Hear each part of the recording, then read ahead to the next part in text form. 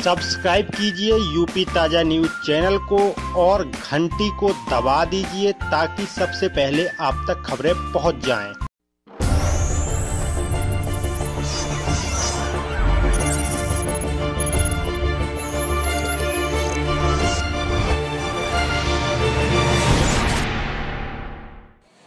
Sir क्या नाम है आपका?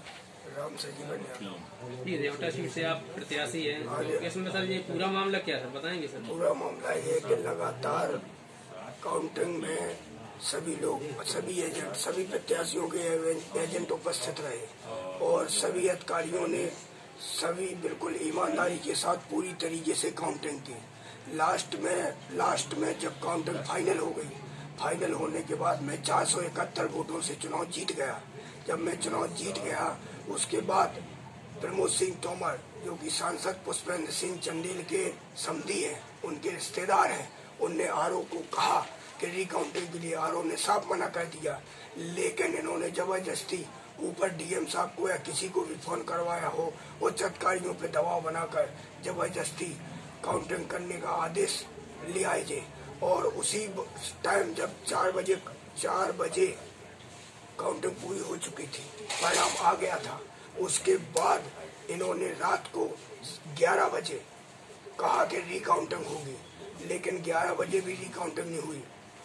वहाँ पर सारे जो सीसीटीवी कैमरे लगे थे, जहाँ पर स्कूल था, जहाँ काउंटिंग चल रही थी, सारे सीसीटीवी कैमरे भी 7:30 टेबलों पर सब हटा लिए गए।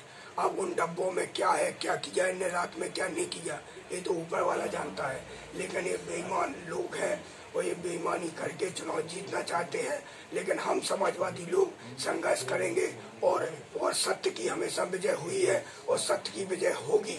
और मैं चुनाव जीत गया हूँ, मैं ही चुनाव जीत के जाऊंगा। रिकाउंटिंग के भी नियम है, हम 471 वोटों से जीते हैं। अगर किसी बूथ पर गड़बड़ी थी तो उस बूथ पर तुरंत इनको आरओ को, रिटर्निंग ऑफिसर को बताना चाहिए कि इसकी दोबारा काउंटिंग की जाए, तो उस टाइम काउंटिंग होती है। ये काउंटिंग पूरी क्षेत्र की, और वो भी आप कम से कम 10 घंटे बाद कह रहे हैं काउंटिंग हो जाए। चुनाव की पूरी काउंटिंग होने के बाद करीब 7 घंटे बाद ये आदेश लेके आए कि हमारी रिकाउंटिंग होनी चाहिए। तो ये कौन सा, और रिकाउंटिंग होने के भी नियम है। लगभग ना जाने कितने प्रधान, कितने बीडीसी 2 वोट से हारे, 4 वोट से हारे, 10 वोट से हारे, 20 वोट से हारे। तो क्या रिटर्निंग ऑफिसर सबकी रिकाउंटिंग करवाएगा? अगर उनकी वो रिकाउंटिंग करवाने के लिए तैयार है तो हमारी करवाए। तो हमारे लिए भी नियम है ना कि 100-150 वोट के नीचे अगर मैं चुनाव हारता तो रिकाउंटिंग होनी चाहिए थी। मैं तो 471 वोटों से चुनाव जीता। ये आरओ के साइन है, वो रिपोर्ट उठाइए। साहू जी 1000 वोट की लीड लिए हुआ हूँ। और 8 ब्लॉक के आरओ ने हमें कॉपी नहीं दी और सरीला ब्लॉक की नहीं दी। वहाँ भी मैं बिल्कुल चुनाव लेवल में हूँ मैं। और 4 टोटल मिला के राउंड फिगर 471 वोटों से मैं चुनाव जीत चुका हूँ। एक वार्ड ब्लॉक की जो मांग कर रहे हैं उसकी रिकाउंटिंग की, वहाँ पर आरओ ने हमको साइन के रिपोर्ट भी दे दी है। अब सर्टिफिकेट ये लोग नहीं देने दे रहे हैं। ये क्या मतलब है? जब आरओ ने हमको फीडिंग दे दी है, उसके बाद में किस बात की रिकाउंटिंग? रात को क्या किया तुमने, क्या नहीं किया, किसको पता है? ये भ्रष्ट सरकार है, पूरा भ्रष्ट सिस्टम है, ये तानाशाही है, जबरदस्ती है। क्या कहेंगे इसको? ये लोकतंत्र है। ये लोकतंत्र का गला घोटने का काम कर रही है ये सरकार। इसलिए मैं आप पत्रकार साथियों, आपके माध्यम से चुनाव आयोग को और मैं सूचित करना चाहता हूं कि इस पे कार्रवाई करे, इस पे संज्ञान ले और हमें न्याय दिलाने का काम करे। सर आपका नाम क्या है? जी, मेरा नाम मृत्युंजय प्रताप है।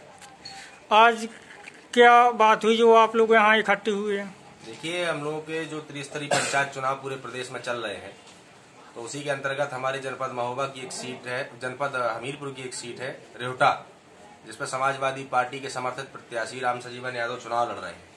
और यहाँ पर भारतीय जनता पार्टी की तरफ से जो प्रत्याशी है श्री प्रमोद तोमर, ये हम कल से लगातार देख रहे हैं कि अंतराल होने के बाद भी हम 471 वोट से विजयी हो चुके हैं और उसके बाद हमें प्रमाण पत्र नहीं दिया जा रहा, फाइनल आरओ की काउंटिंग नहीं दी जा रही, जिससे साफ जाहिर हो रहा है कि भारतीय जनता पार्टी खुलेआम बेईमानी करने के मूड में है और जिसमें पूरे अधिकारी लिप्त हैं।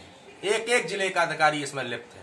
अब ये लोग हम लोगों पर फालतू का दबाव बनाकर, कहीं मुकदमों का डर दिखाकर, और आज देख रहे हैं आप जैसी स्थिति है कि हम लोगों के पास सुबह का 10 बजने को आया है, अभी तक हम लोगों के पास आरओ सीट की काउंटिंग नहीं है। इससे खुलेआम जाहिर हो रहा है और सीडीओ साहब पत्र जारी कर रहे हैं रिकाउंटिंग का, जबकि रिकाउंटिंग के भी अलग नियम है। और जब कल रिकाउंटिंग का जब जारी कर चुके हैं लेटर, तो कल से लेकर आज 10 बजे तक क्या रिकाउंटिंग ही नहीं हो पाई? यदि दूसरे प्रत्याशियों को कुछ पता ही नहीं चलेगा तो जो पारदर्शिता का बात भारतीय जनता पार्टी की सरकार करती है, तो क्या सिर्फ ये बीजेपी प्रत्याशियों के लिए पारदर्शिता होगी या अन्य दलों के लिए नहीं होगी? देखिए, जो परिणाम दोनों जिलों में आए हैं वो समाजवादी पार्टी के हक में आए हैं, पूरे प्रदेश में हक में आए हैं। और निश्चित तौर पर ये जाहिर सी बात है कि हमारे समाजवादी पार्टी के प्रत्याशी से पूरी भारतीय जनता पार्टी डर चुकी है, इसलिए हराने के पूरे प्रयास में है। लेकिन हम सभी समाजवादी साथी, चाहे आदरणीय उपाध्यक्ष जी बैठे हों या हमारे प्रत्याशी महोदय हैं, और हम सभी हमारे कार्यकर्ता और सभी नेतागण कुछ ही क्षणों में यहाँ पहुंचने वाले हैं। और हम लोगों को चाहे जितनी लड़ाई लड़नी पड़े, लेकिन हम लोग यहाँ पर जो भी हकीकत में जनता ने जिसको वोट दिया है उसको माला डाल के यहाँ से जाने देंगे, ना कि बेईमानों को यहाँ से जाने देंगे। क्या सर इस संबंध में शासन प्रशासन को अवगत कराया? शासन प्रशासन को अवगत कराते तो शासन प्रशासन यहाँ की वहाँ बात करने लगता है। शासन में चाहे आप आरओ से बात करें तो वो कहेंगे आरओ से बात करिए, आरओ से बात करते तो कहते हैं नोडल अधिकारी से बात करिए, नोडल से बात करें तो कहते हैं डीएम से बात करिए। इसके कंट्रोल रूम भी रखे गए थे। कंट्रोल रूम से बात करी गई है रात में। यहाँ की पूर्व विधायक डॉक्टर अम्बेश कुमारी जी ने जब बात की तो पता चला कि जिले के उच्च अधिकारी सारे लोग क्वारंटाइन है। अब बताइए, जब रथ चलाने वाला सारथी ही नहीं होगा तो रथ कहाँ को जाएगा? जब जिले के सबसे बड़े बड़े आला अधिकारी क्वारंटाइन का बहाना करके बैठे हैं तो बेईमानी होनी तो सुनिश्चित है। और खुलेआम, आप मेरी बात का यकीन न करिए, मैं डंकी की चोट पर आपको कहता हूं, आप बाहर जाकर गोहान में इतने लोग यहाँ बैठे हैं बाहर, आप किसी आम पब्लिक से पूछ दीजिए, आम पब्लिक बताएगी कि रामसर बना तो चुनाव जीत चुका है। और जब 2:30 बजे रात में इनको बंद किया गया कमरे में, सीसीटीवी कैमरे निकाले गए, सीसीटीवी कैमरे निकालने के बाद इनको अभी तक कोई काउंटिंग नहीं दी जा रही है। न इनके पास राड ब्लॉक में अंतर्गत आने वाले नया पंचायतों के गांव की लिस्ट नहीं दी गई, सरीला की लिस्ट नहीं दी गई। अगर प्रत्याशी को यही पता नहीं होगा कि मुझे कितना वोट मिल रहा है कहाँ कहाँ, तो चाहे फिर आप किसी को राजा बना दीजिए।